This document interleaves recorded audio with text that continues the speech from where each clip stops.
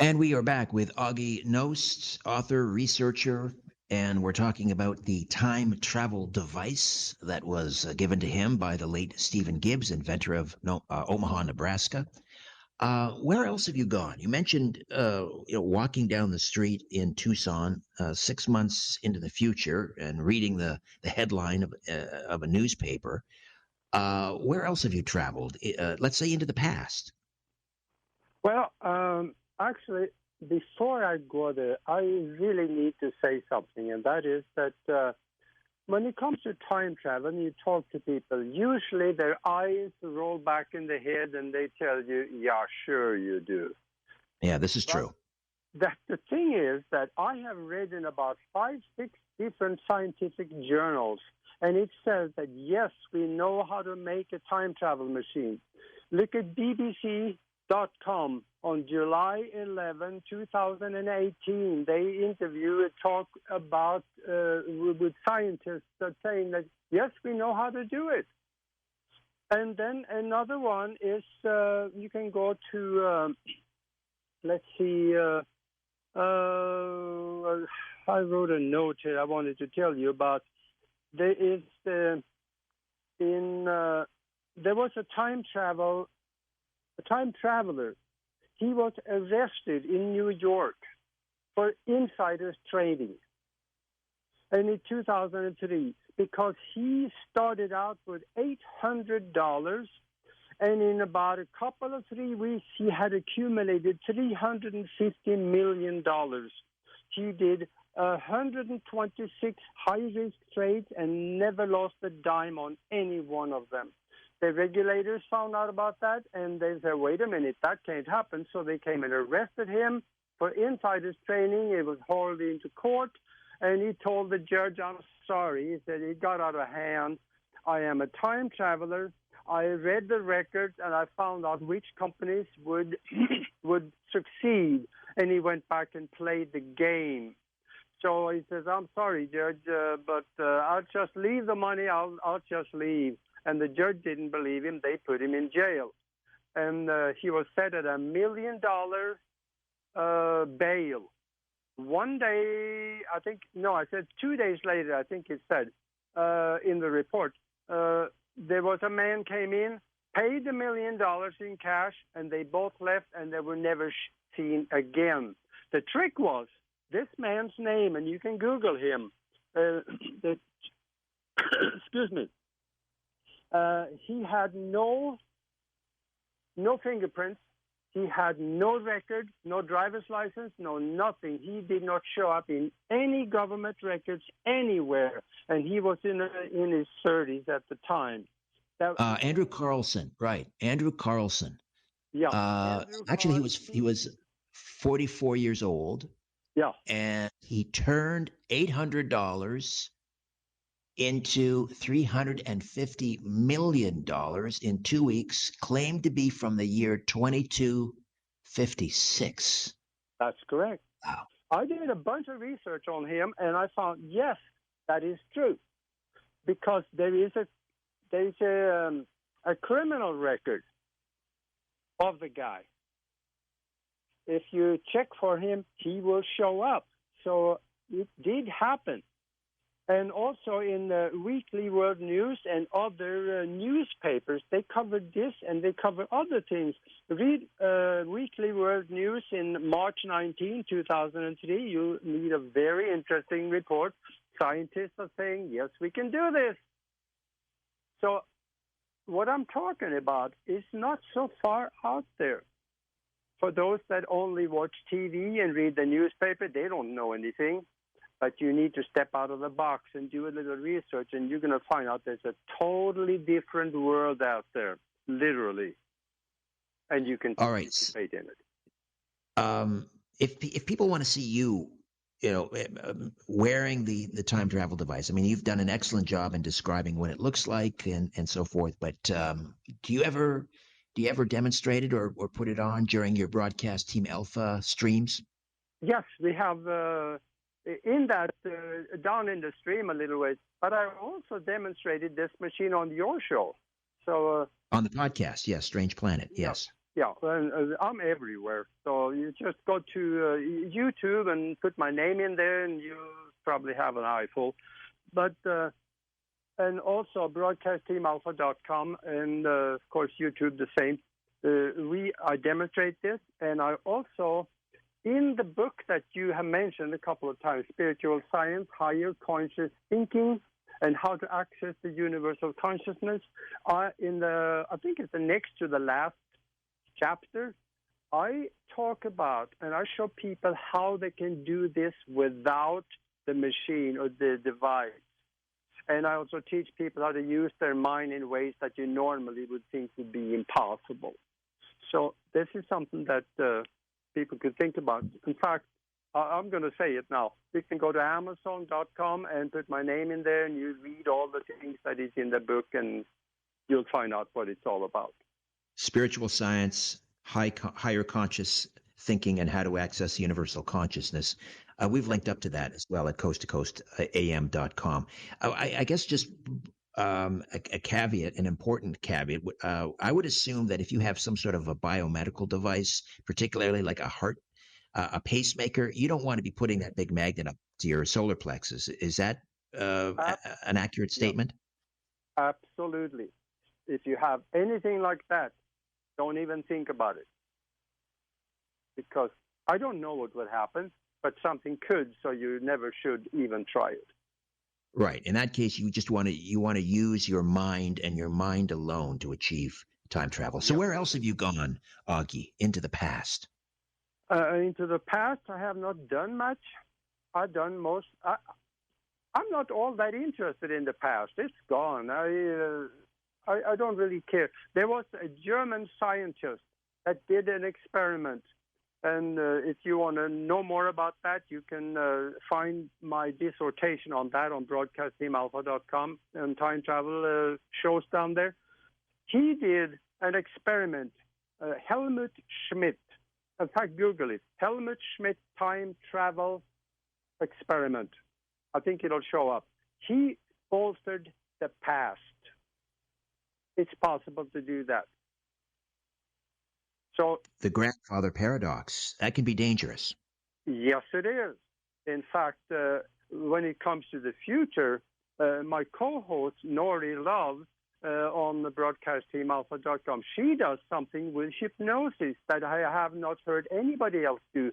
She takes people in deep hypnosis, take them forward in time to meet themselves and have discussions with themselves to get advice or other things.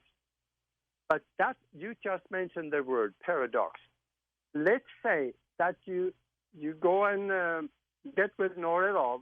She's put you under deep hypnosis, take you 2 years in the future, and you ask yourself, what is the result of what I was doing 2 years ago? Was it going to be successful or not?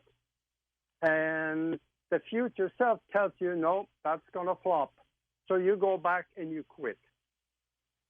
What if that you had not gone forward and then you had not talked to yourself? So you would have continued what you were doing right now, and because you didn't know that it would flop, you would continue and maybe you would have succeeded. See, that's the danger. We're checking up on the future. But if you go, okay, so here's the difference as I see it, Augie. If you go back into the past and you try to change the past, and that could potentially, because you don't know the unintended consequences, it's like the butterfly effect. You could cause a catastrophe. You could erase yourself in the future.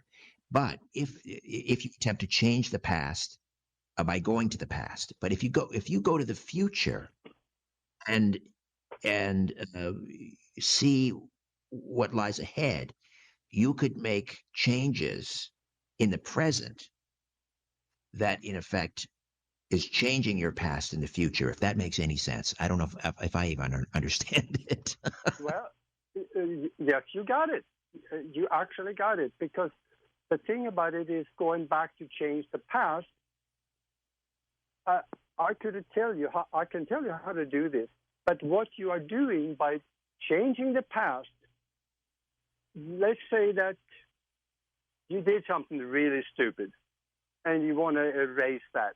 You go back to some time before that stupid thing and you immerse yourself in a different decision than the one that caused the stupid thing. Now, you're not changing the past because the future, because the future is energy. It does not go away. It will stay. But you're changing your past into a new timeline where your consciousness will be in that new timeline where the stupid thing didn't happen because you made a different decision. So I don't think you're going to erase the future of the first timeline. It will probably be there, but your consciousness will be in the new timeline you created by altering that decision. Would that makes sense? It does. It does. And I suppose the idea of different timelines perhaps even negates to some extent the grandfather paradox danger. You got it again. By creating a new timeline, grandfather is still alive. You didn't have to kill him. All right. So you've been to the future. You say that it looks pretty good. We shouldn't be worried. Well, that's one certain timeline, though, right? Yeah. What about there are other timelines potentially that are not so good? Yeah. One of them started in 2016 when Hillary won the presidency, and we went through World War III with nukes and all. And I'm glad I'm not in that one. Robert F. Kennedy won the presidency in one timeline in 2016 and resulted in World War III? I was just kind of in tongue-in-cheek. I said Hillary. I meant Hillary Clinton. Oh, Hillary. I'm sorry. I thought you said Kennedy. Okay, Hillary. I hope somebody got a smile out of that one. I got it. All right. How many of these devices are still kicking around? He made quite a few of them. I don't know how many, but there are people that is experimenting with them, and they are seeing things and doing things. So I only know one other guy that is who's got a device like this, and he said he scared him. He had some great experiences. He said, but he scared himself, so he's not doing anything more with it. He scared himself. Did he explain how? Did he explain further? How did he scare himself? Well, he ended up doing something that was scary to him, and this is so long ago, I didn't really talk much. He didn't want to talk much about it. He scared himself. I think there was a family situation where something scared him, so he didn't want to deal with it anymore, and he just quit. When you go to the future using either your mind and meditation or the time travel device, can you describe things in the future that you've seen? Like, I don't know, what do cars or trucks look like? Do we still have cars and trucks? That's an interesting thing because, first of all, I did say before that I'm not worried about the future because it's going to be good in the end. But it will get worse before it gets better, especially now in the Middle East. It's going to look really quite a bit more dangerous than it looks like now. And the fear-mongering is phenomenal. But we are watching a movie, and it's all planned out. Because, we know that the Egyptians, they warned the Israelis about they're getting ready to attack you, and the Israelis did nothing. I hope that can give somebody an idea of that everything is not the way it seems. So there is a plan behind it, but the plan, the several plans behind it, one of them will fail miserably, but not before they're able to scare a lot of people out of their wits. but it's going to be okay. At one time, this is really tricky to talk about because when I talk to millions of people like right now, we give it energy.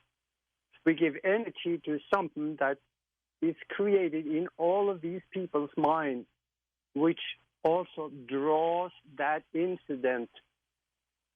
It gives it more power to show up in the physical existence with us. All right. Well, we don't want to do that. We don't want to give any more power to an already tense situation. It can get really rough over there, but it's going to be good in the end.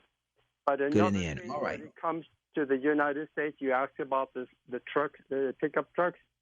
Yes. That is in relation to it. I have talked about it before, and I have looked at it twice, and it still shows up. I've been trying to get rid of this thing in my timeline, and I haven't been able to. And that is that there's what I saw was a couple of big rocks. I'm calling them rocks. It sounds better than asteroids. They came out of the sky and hit the ocean and washed the coast clean because of the tsunami. East Coast.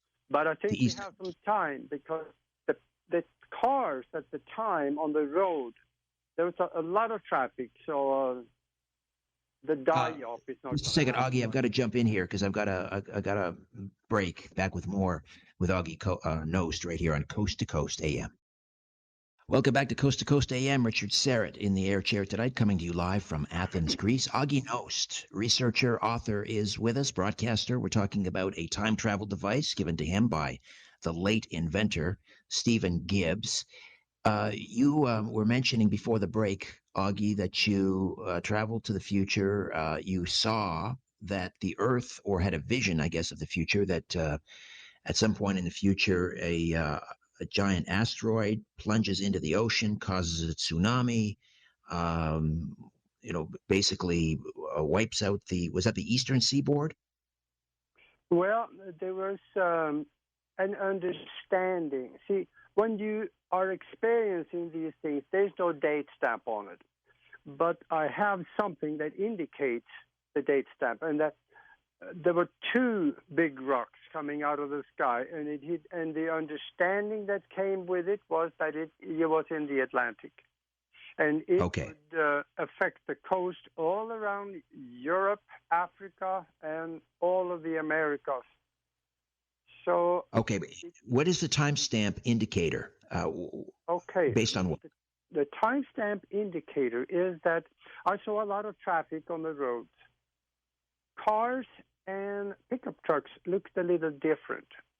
One thing that I was looking at is that pickup trucks, now you have the hood, and then it goes up to the windshield and then over the top of the cabin.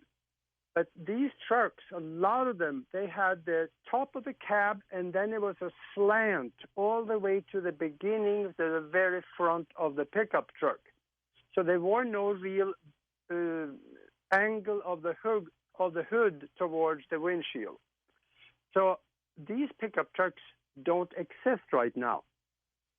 I saw there is one that there are some new long haul trucks that is coming out this way now, but that was not it.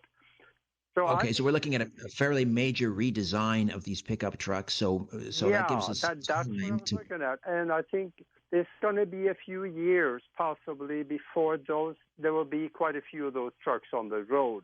That's the only that buys us some time. Of the timestamp I have. That buys us some time, and of course we had the test, a DART, the double asteroid redirection test.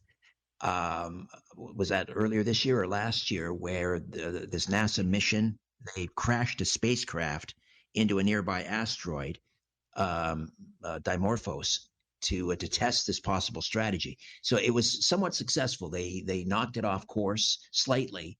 The other issue, though, was they also dislodged from the surface like 37 or something like that pieces or boulders. Anyway, we're in the early stages, but we have some time to, I guess, further study this redirection test. All right, let's go to the phones for Augie Nost, and we begin with Don on the international line in Alberta, Canada. Don, welcome to Coast. Richard, hi, Augie. Hi, Richard. Hi, Augie. I feel like I'm great to hear from you, Don. Already, I feel like I'm on an old Art Bell show. All right, well, welcome. Brings up anything this serious. So, I got a few questions. Okay, so, like, if you want to look at your past lives, there's a vibration that you can chant. It's like Hu Acha, right? It was in a book called Past Lives, Dreams, and Soul Travel. There's another one you can use, like if you want to do a soul transfer into the future, you can go Ma Meito. It's Tibetan chant. If anybody was interested, they could look it up online. But I had a friend that was messing around with this, and 3 times he got into trouble, and 3 times his guide came and pulled him back. And the 3rd time, he said, like when you're using mechanical devices, and he said, "This is the last time I'm coming to get you." But he told me how frightening it was. Like he was lost and he couldn't figure out how to get out and get back on the 3rd time, and it was worse than his other times. But my question is isn't it better to like do it naturally or stay behind? Like there's a Russian scientist who used the like a Fibonacci. They made a big sheet of aluminum, basically spiral it up, and it reflects your energy back. It takes a little bit to get going on it, but eventually you can actually see the past, present, the future. But the one thing that was surprising, in some cases, people can actually see you and ask you who you are when you do that. Isn't it like safer to do it that way than Good question, Don. Augie, is it safer to do it without the machine than with the machine? I personally think that it's safer without, and you can read about how to do that in the back of my book. But I'm thinking about the stories that Stephen Gibbs told me about the missing people. There's several people that are missing, not just that one young man that I mentioned. So I think it's probably safer to do it without, because there you go by mind. Your mind is taking you there.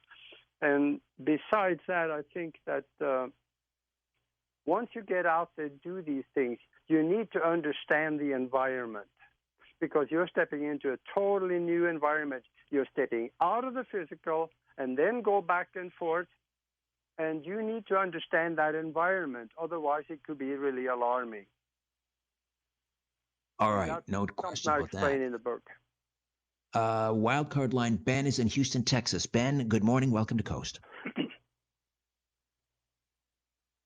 Oh, we lost Ben. All right, let's try Sue, west of the Rockies in Chico, California. Sue, Hello. Good morning. Welcome. Hi there. Go ahead. Hi, 2 things. I would like to erase somehow a bad marriage that I had. It was really a nightmare. I had a batterer of a husband. I'd like to erase that, and I'd like to go back in the past and marry the man that I'm very much in love with and want to spend eternity with, and I plan to. Oh, I'm so glad that that's You're probably not in your future, Sue. I'm so glad, Sue, that you've met someone. I have. Yeah, that's terrific news. So what can she do about her past, Augie? What do you think? I think 2 things. First of all, the one I would do is forget the past. It's gone. You erase the memory of it. You just nullify it in your mind, and you are good in the new situation. Just continue forward. That's the simplest way to do it. Because if you go back before you met the first husband and start embedding you into that situation before knowing that you could make a bad decision, but then decide to do a different one and create a new timeline, it could take a little bit to do that. And it's effort, a lot of effort. It is much easier to erase the memory of it, reprogram the mind. In fact, if you go to Broadcast Team Alpha, I have audios where it teaches you how to reprogram the mind for positive thinking and new situations, success, and all these things that we people want. So, Sue, rather than traveling to the past, using a device or using meditation, Augie is suggesting learn how to meditate and to nullify the pain from the past. So meditation versus time travel might be the better route, and then focus on the wonderful future that you have in front of you with the love of your life. Yes. Sue, thank you so much for calling. Let's say hi to first-time caller Dodd is in Ewing, New Jersey. Dodd, welcome to Coast. Oh, hi there, hey, Dodd. how go are ahead. you? Great, thanks. Good. Yeah, go ahead. Yeah. I actually know how Stephen Gibbs died. He was my good friend. Oh, Who was your good friend? Really? Okay. Yeah, there was an alien girl. Maybe I shouldn't say her name, but she actually No, killed don't him. say no names. Yeah. But yeah, actually, they killed my mom too. She came back. She told me that God is actually a cow. And all right, thanks for that, Dodd. Let's say hi to Michael is in Kentucky. Michael, welcome to Coast. Richard, how are you? I'm well, thank Can you. you hear me? Okay. Yes, I can. Do you mind if I make a brief comment pertaining to the crisis in the Middle East before I ask my question? Yeah, try to keep it brief because I don't want to get sidetracked I will. here.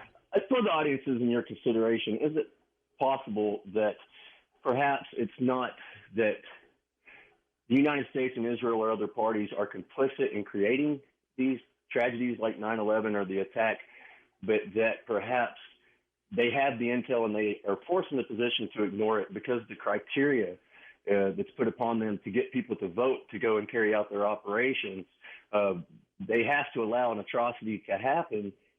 That's the worldview the commanders and the generals take, because otherwise, if they stop the attack, they won't be allowed to go and carry out the operation, so it compounds the problem. That's the only comment I wanted to make for your consideration. The question I have is, you were talking about viewing the past, the grandfather paradox, and changing the future and creating a different timeline. Is it possible to go and view the past without changing it and answer questions that you may have about past events, such as, say there was something ruled a homicide, but you wonder if it wasn't a suicide or vice versa, and you just want to observe for your own peace of mind, or you had a lost possession or artifact and you just always wondered what happened to it. Could you go back? Is it possible to get the right timeline, or is it possible that you would go and maybe see events take place that aren't the same events that happened in the timeline we're on now? And thank you. All right, great question, Michael. Thank you for that. Yes. Observe, learn without changing the past. Absolutely. And the thing about it is that when you go back, don't change anything, but learn from it.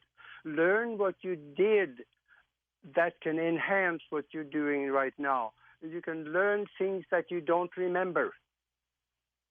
And that's important.